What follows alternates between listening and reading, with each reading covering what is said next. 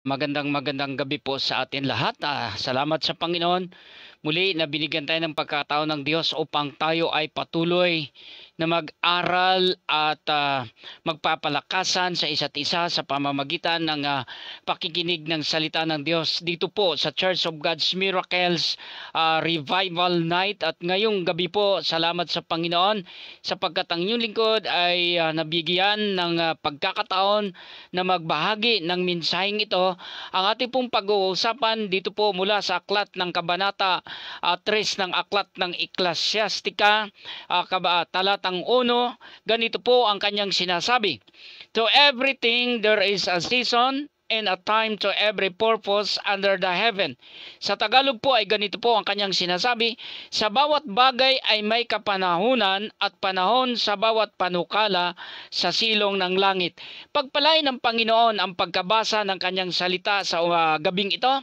Tayo po'y sumandaling yumuko at tayo po'y mananalangin sa ating pong gawain ngayong gabi. Panginoon, salamat o Diyos ngayong gabi na tunay nga na ikaw ay buhay at patuloy na nagpapala sa mga anak mo na patuloy na nakikinig ng iyong salita. Diyos, ngayong gabi, salamat sa iyong biyaya at pagpapala na lubos naming makamtan at patuloy kang magpalakas ng mga kaluluwa, Panginoon, na nakaramdam ng panghihina at panglulupaypay ng kanilang buhay pananampalataya. Diyos, ngayong gabi, maraming salamat, Panginoon, sa patuloy mong pagkilos sa bawat puso na nakapakinig ng iyong mensahe sa gabing ito.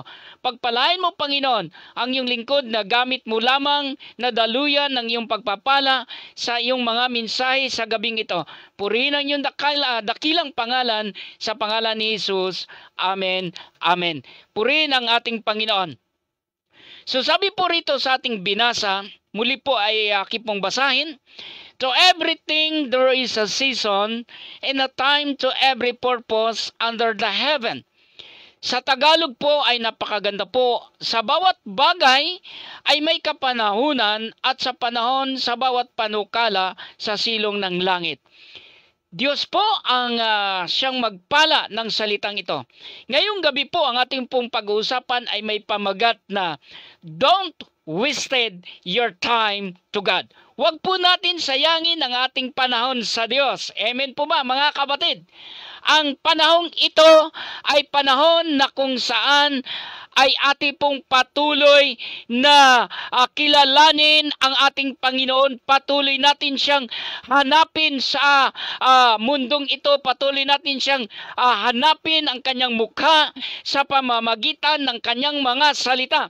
Kaya nga po mga kaibigan, mga kapatid, sabi po dito sa aklat ng Ecclesiastes ay napakaliwanag po na sa bawat bagay ay may kapanahunan, sa bawat bagay ay at panahon sa bawat panukala sa silong ng langit.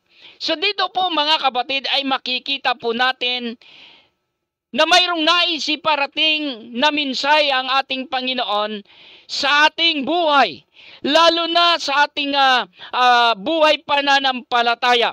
Kaya nga po mga kapatid, napaka-importante ng ating oras, huwag po natin sayangin sa mundong ito.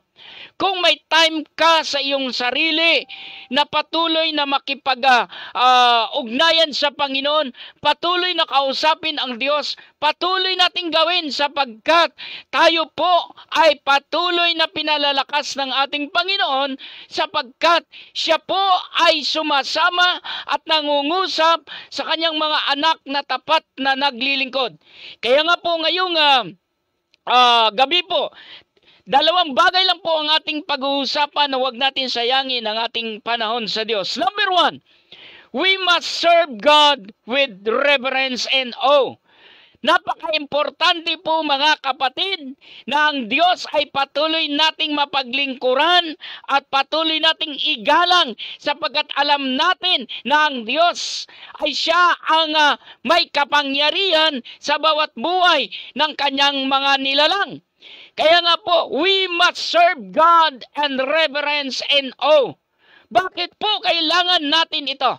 Mga kaibigan, mga kapatid, hindi po kaila sa atin na sa panahong ito, nandito tayo sa tinatawag na end times. God end times message, ang mensahe ng Diyos. Ang mensahe ng Diyos, nandirito na tayo sa panahong ito na ang buhay natin, huwag natin sayangin sa mundong ito. Huwag natin hayaan na ang buhay natin ay patuloy na malayo sa Panginoon. Hayaan natin na ang buhay natin ay mailapit natin sa Diyos. Ang buhay natin ay ibigay natin sa Panginoon na mayroong pagrespeto at paggalang sapagkat alam natin na ang ating buhay ay hindi natin hawak. Ang buhay natin ay hindi natin pag-aari. Ang buhay natin ay hawak ng Diyos. Ang buhay natin ay pag-aari ng Diyos. Kaya ang sabi po rito, alam nyo po ba, ang salitang reverence, sa wikang Griego po, ang salitang reverence, eulabia, na ang ibig sabihin ng eulabia, with caution, carefully. So sa panahong ito, mga kapatid, ay binigyan tayo ng paalaala ng ating Diyos na tayo ay patuloy na pag-aingatan natin ang ating buhay sa mundong ito. Bakit po na pinapaalalahanan tayo ng ating Panginoon? Ang salitang eulabia, ay pinapaalaala sa atin ng Diyos na nandito tayo ngayon sa mapanganib na mundo.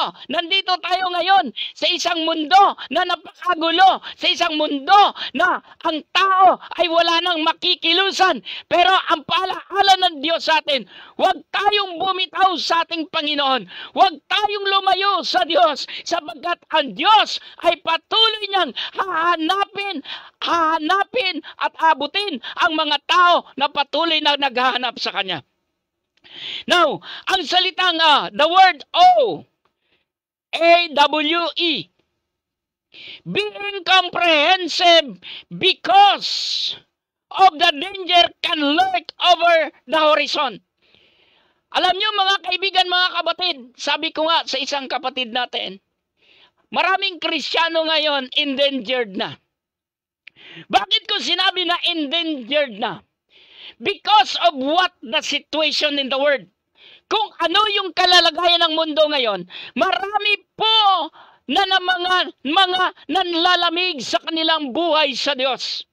Marami po ang lumalayo sa Panginoon dahil sa kawalan o dahil sa kahirapan, dahil sa kapighatian na nararanasan sa ibabaw ng mundong ito. Kaibigan, kapatid, ito po ay pinakikita sa atin ng Panginoon.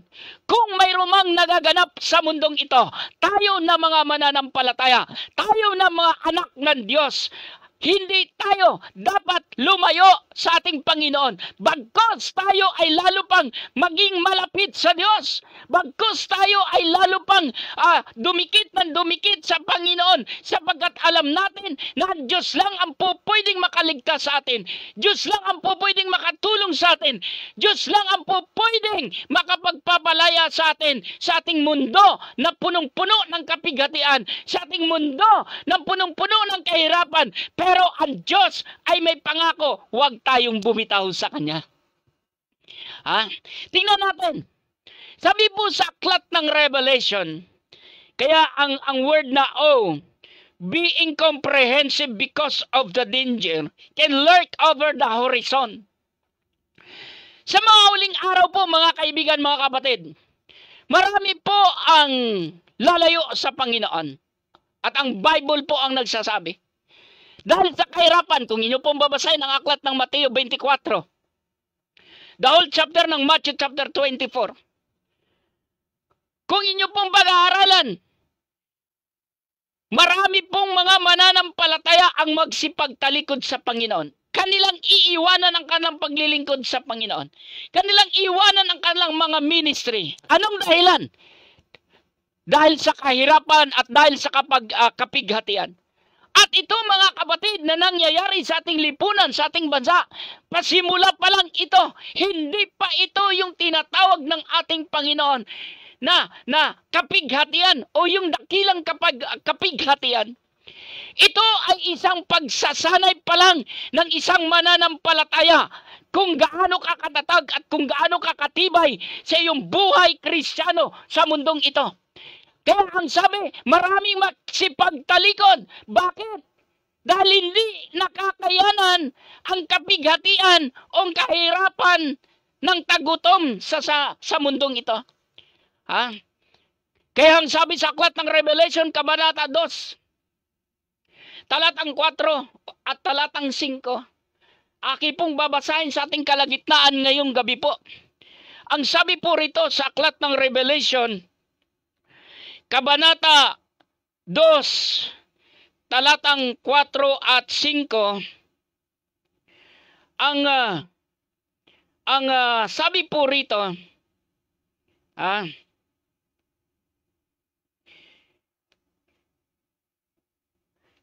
anong sabi dito sa talatang 4? Nevertheless, I have somewhat against thee, because thou hast left thy first love. Sabi sa Tagalog po, ngunit mayroon akong laban sa iyo, na iyong iniwan ang iyong unang pag-ibig. Mga kaibigan, mga kapatid, ito po yung sinasabi ko po, na marami pong nagsipagtalikod sa kanilang pagmamahal sa Panginoon dahil po sa kahirapan na nararanasan. Nakakalungkot man pakinggan, pero ang tunay na Kristiyano ay may laban yan. Ang tunay na mananampalataya ay may laban yan. Hindi yan nanghihina. Hindi yan nang lulupaypay. Bakit? Dahil alam mo na kapag ikaw ay tumatayo sa gitna ng iyong kahirapan, alam mo na mayroong Diyos na tumutulong sa iyo. Itatawid ka ng Panginoon sa gitna ng kahirapan dahil alam ng Diyos na ikaw ay naging matatag, naging matibay at ikaw ay nananatili sa iyong pag-ibig at pagmamahal sa Diyos. Ha? Kaya nga ang sabi ng ating Panginoon, na isang araw, makikita natin na itong sinasabi sa aklat ng Revelation, Kabanata 2, talatang 4, ay ngayon, unti-unting nagaganap. Kaya kayo, makinig kayo na mga Kristiyano, mga mananampalataya, anak ng Diyos. Ang Panginoon ay nagbigay at nagpapaalaala sa atin na may panahon ng kahirapan, may panahon ng tagutom, may panahon ng pagdurusa, may panahon ng pagtatanim, at may panahon ng pagnanangis, may panahon ng pag-iyak. Ngunit, ang pag-iyak at pagdurusa mo na hindi ka lumalayo sa Diyos, hindi ka bumibitaw sa Diyos, ang Panginoon ang siyang tumutulong sa iyo. Ang Panginoon ang nagbibigay sa iyo ng lakas upang ikaw ay magkaroon ng buhay na masaya at buhay na masagana at buhay na matagumpay. Yan yung nais ng ating Panginoon. Alalahanin natin kung ano ang kanyang ginawa sa ating buhay. So, sa ating paglilingkod sa ating Panginoon, sa panahong ito na nandirito tayo sa tinatawag na perilous day, ang sabi ni Pedro, ang araw na dumarating ay napakapanganib na. Totoo yan mga kapatid. Napakapanganib na ang mundo na ating kinatatayuan ng ating kinalalagyan. Pero tandaan natin, habang ang Panginoon ay nangungusap at nagsasalita sa atin na tayo ay hindi dapat matakot sapagkat alam natin na tayo ay kasama natin ang ating Panginoon. Sasamahan tayo ng Diyos. Anong sabi niya? Anong sabi niya? Sa aklat ng Mark 16, sasamahan niya tayo hanggang sa dulo ng daigdig. Sa makatuwid bagay mga kapatid, ang mga Kristiyano na tapat, na hindi bumibitaw, hindi bumibigay, hindi lumalayo, yan ang sasamahan ng Diyos hanggang sa dulo ng daigdig. Kaya wag natin sayangin ang panahon na ibinigay ng Diyos sa atin. Panahon na tayo ay magpatuloy Sa paglilingkod sa ating Diyos, alam natin na ang Diyos natin ay dakila. Ano sabi niya? Sa aklat ng Hebreo, ang Diyos natin ay kasama natin. He will never leave you nor forsake you. Malinaw po ang sinasabi sa banal na kasulatan. Hindi kanya iiwan sa mundong ito na nag-iisa, mga kapatid. Ha? Hindi kanya pababayaan sa mundong ito na nag-iisa. Kasama mo ang Diyos na humaharap sa kahirapan, sa kapighatian sa mundong ito. Amen! Hallelujah! Ang sabi po rito, don't be a procrastinator or procrastination. Believers, ano po ang ibig sabihin ng procrastinator? Huwag po tayong magiging kampante or complacent sa ating buhay pananampalataya sa panahon ito. Let us continue to become a strong believers in Christ. Ipakita natin ang puwersa ng mga mananampalataya sa mundong ito na tayo ay matatag at malakas. Let us continue to serve the Lord, to become a strong believers in Christ Jesus. We are not only a complacent believers, but don't be a reluctant believers. Pag sinabi po natin complacent or reluctant, huwag tayong kontento na kung ano ang iyong kalalagayan sa Panginoon, mga kapatid. Sabi sa Bible, sa 2 Peter chapter 3, verse 18, let us grow in the knowledge of God. Mga kapatid, ito po. Gusto ko pong basahin ito, mga kapatid. 2 Peter chapter 3, verse 18. Sabi po rito, but grow in grace and in the knowledge of our Lord and Savior Jesus Christ. Kaibigan, kapatid, ito pala ang kailangan natin. Na huwag tayong magiging complacent, huwag tayong magiging procrastinator or reluctant. So kinakailangan natin na mag-grow tayo. Anong sabi ni kapatid na Pedro? But grow in grace. Dapat magsilago kayo sa biyaya at pagkakilala sa ating Panginoon at tagapagligtas na si Kristo. Friends, brethren, ang linaw ng sinasabi ng ating Panginoon sa Biblia. Kapag ikaw tumaas ang iyong kaalaman, knowledge sa Panginoon, lumalago ka, nag-grow ka spiritually, you are not complacent. Hindi ka kontento na ang alam mo ay John 3:16 lamang. Hindi ka kontento na ang alam mo ay 1 Peter chapter 2 verse 9. Hindi ka kontento na ang alam mo na mga salita ng Diyos ay Deuteronomy chapter 10 verse 12. Kundi ikaw ay lumalago sa kaalaman mo sa Panginoon dahil ang biyaya ng Diyos ay naging sapat sa iyo upang tumaas ang antas ng iyong pananampalataya, tumaas ang iyong buhay Kristiyano sa harapan ng ating Panginoon. Kaya ang sabi niya, but grow in grace in the knowledge of our Lord and Savior Jesus Christ. To Him be glory both now and forever. Amen. Ito yung kailangan natin sa panahong ito. Magsilago tayo. Magsitibay tayo sa kaalaman ng salita ng Diyos sapagkat ito lamang ang magdudulot sa atin ng tagumpay.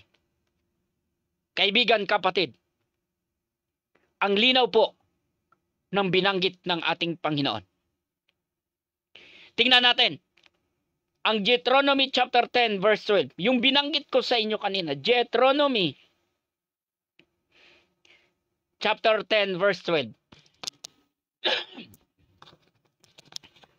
Ayan po. Chapter 10 verse 12. Para makita po natin ano ba ang gustong iparating ng ating Panginoon. And now, Israel, what doth the Lord thy God require of thee, but to fear the Lord thy God, to walk in all his ways, and love to him, and to serve the Lord thy God with all thy heart, and with all thy soul. Kaya mga kaibigan, mga kapatid, paglingkuran natin ang ating Panginoon ng buong puso, buong lakas at buong kaluluwa. Diyan ka pinapalakas ng ating Panginoon. Huwag po natin hayaan yan na yan ay mawala. Markingan po natin ang Deuteronomy chapter 10 verse 12. Na sa buhay natin sa daigdig na ito, bagamat mayroong kapighatian, may kahirapan, pero wag natin kalilimutan na ang Panginoon ay dapat nating paglingkuran ng buong puso, ng buong lakas, at ng buong kaluluwa. Ha? Okay. Pangalawa po, una, we must serve God with reverence and awe. Pangalawa, we must continue to run the race until Christ's return. Ito po mga kaibigan ay napakaganda po. Tingnan po natin ang 1 Corinthians chapter 9 verse 25. Ati pong basahin mga kapatid para makita po natin na itong ating pinag-usapan ngayong gabi ay nagpapakita at nagpapatunay ng salita ng Diyos ay ati pong binabasa. Sabi po sa verse 25, and every man that striveth for the mastery is temperate in all things. Now they do it to obtain a corruptible crown, but we an incorruptible. At ang bawat tao na nakipaglaban sa palaruan ay makapagpigil sa lahat ng mga bagay ginawa o ginagawa nga nila ito upang magsipagtamo ng isang putong ng may putong na may pagkasira, ngunit tayo'y niyaong walang pagkasira. Mga kaibigan, mga kapatid, gusto kong makita natin dito ang isang larawan ng isang mga Kristiyano na tayo bagamat may takbuhin tayo sa daigdig nito. Pero dapat tandaan natin na tumingin tayo doon sa finishing line. Ano ba ang finishing line ng mga Kristiyano? Gusto kong sabihin sa inyo na ang finishing line ng mga Kristiyano ay walang iba, kundi ang buhay na walang hanggan. Gusto ba natin na makamtan ang buhay na walang hanggan? Yes! Lahat ng tao, pag tinanong mo, gusto mo bang magkaroon ng buhay na walang hanggan? Ang sagot ay oong oo. Pero mga kapatid, paano? Paano natin makamtan ang buhay na walang hanggan? Kung tayo ay hindi magpatuloy sa takbuhin, to run the race, no? Patuloy tayong tumakbo sa mundong ito. Dahil alam natin na ang ating Panginoong Jesucristo ay babalik. Sa pagbabalik ng ating Panginoon, alam natin kung kayo ay nagbabasa ng salita ng Diyos at kayo ay palaging nakikinig ng salita ng Diyos na sa pangangaral ay ang ating Panginoon ay muling babalik. At yan po ay tumpak at sigurado kapag ikaw ay patuloy na tumatakbo, nagpapatuloy ka hanggat sa pagpaparito ng ating Panginoon. Madatnan ka ng Panginoon na nasa Kanya ka, ikaw ay nagpapatuloy, hindi ka nagpapabaya, hindi ka lumalayo, hindi ka umaayaw, bagkus nagpapatuloy ka dahil alam mo na sa takdang araw na pagbalik ni Kristo, ikaw yung makakasama, ikaw yung Kanyang babalikan sa daigdig na ito. Kaya mga kaibigan, mga kapatid, patuloy tayo sa takbuhin ito. Laban tayo mga Kristiyano. Laban tayo mga Kristiyano. Hanggat sa pagpaparito ng ating Panginoon.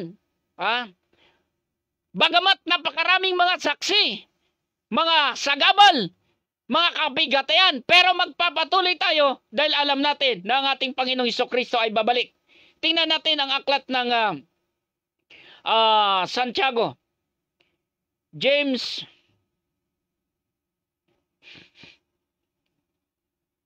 chapter 1 verse 12. Ati pong basahin sa verse 12. Blessed is the man that endureth temptation. Kita nyo mga kapatid? Ano sabi ni Santiago? Pinagpala ang isang tao na nakakaranas sa mga pagsubok. For when he is tried, he shall receive the crown of life. Wow!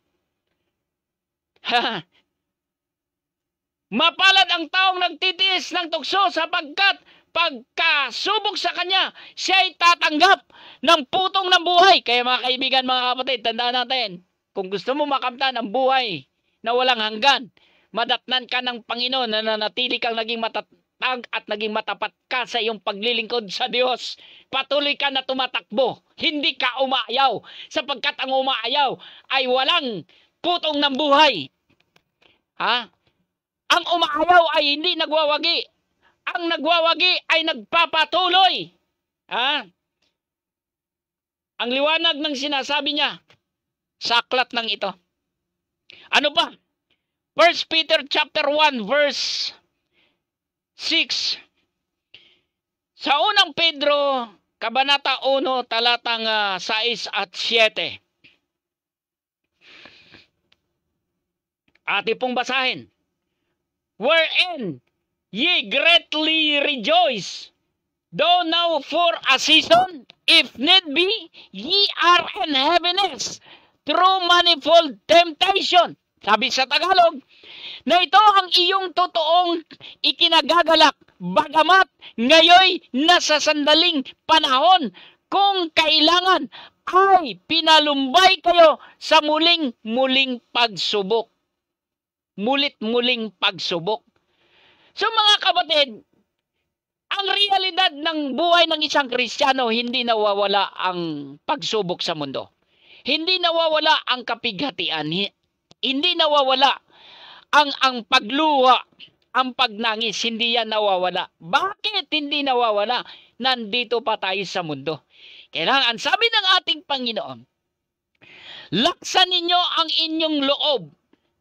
Huwag kayong mahinaan ng loob. Huwag kayong manglulupaypay sapagkat ako'y inyong kasama.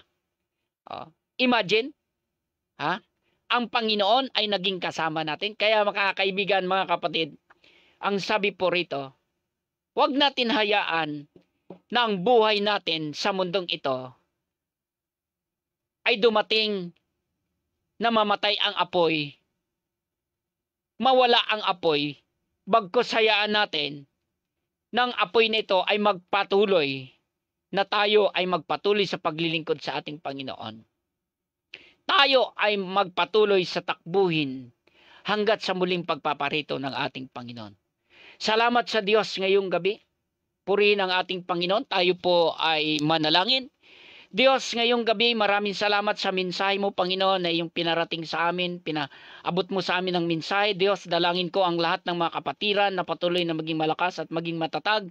Ang sino mang makapakinig ng mensaheng ito, Panginoon, ay magkaroon ng kaunawaan, kaalaman, Panginoon, sa pamamagitan ng iyong salita. At tulungan mo sila, O Diyos, na maging matatag at maging matagumpay sa pagharap sa mundong ito. Bagamat napakaraming kapighatian, pagdurusa, ngunit alam namin na ang aming Diyos na pinaglilingkuran ay Diyos na makapangyarihan. Salamat, Panginoon, ngayong gabi sa iyong mga salita at ang iyong mga pangako, pagtugon, pag-abot sa mga may problema, may karamdaman. ay iyong pinagaling at iyong tinulungan makalaya at ang naalipin sa anumang bisyo ay iyong palayain ngayong gabi, Panginoon. Maraming salamat, O Diyos, sa pagtugon at pag-abot mo sa iyong mga anak sa gabing ito. Salamat, Panginoon, na nakapagligtas ka ng kaluluwa na magbalik loob sa iyo sa pamamagitan ng mensaheng ito. Purihin ang iyong dakilang pangalan, sa pangalan ni Jesus. Amen. Salamat po sa Panginoon. Ngayong gabi po, maraming salamat sa inyong pakikinig. Sa ating mga kapatiran na kikinig sa ibang bansa, salamat po sa inyo na nagbigay ng panahon, oras upang mapakinggan ang mensahe ng ating Panginoon sa gabing ito. Pagpalain po kayo ng ating Diyos. God bless you all. Ang inyo pong nakasama ngayong gabi ay walang iba kundi si Pastor Jose Humawan ng Church of God's Miracles, Las Piñas City. Purihin po ang Diyos. Bye-bye po sa atin lahat.